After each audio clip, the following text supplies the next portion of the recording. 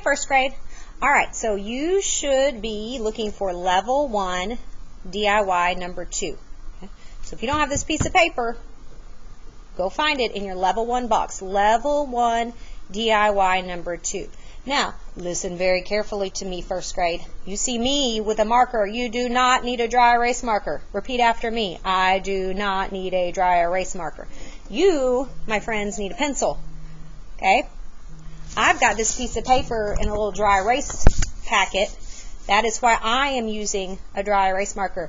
Do not use it. No, no, no, no, no. Use a pencil, okay, because you're going to be writing directly on the paper. All right, so I'm going to model a couple with you.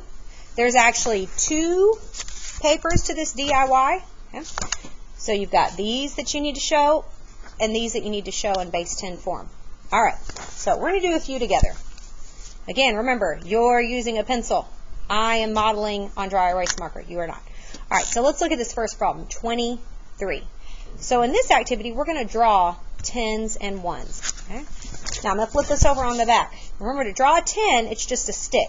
Boom, there's a 10. To draw a 1s block, instead of taking your time to try and draw a little square, my friends, don't do it that way. Just draw a simple circle for your 1s. Okay, it's a lot harder to draw a little bitty square than it is to just draw a simple circle. Okay, so when you're drawing 10s, it's just a line like that. Boom, there's a 10. Boom, there's a 10. Boom, there's a 10. When you're drawing 1s, you're going to do little circles. There's a 1. There's a 1. There's a 1. All right, so let's look at this first problem. So here I'm noticing the digit 2 in the 10s place. So that tells me I need to draw 2 10s. Watch this.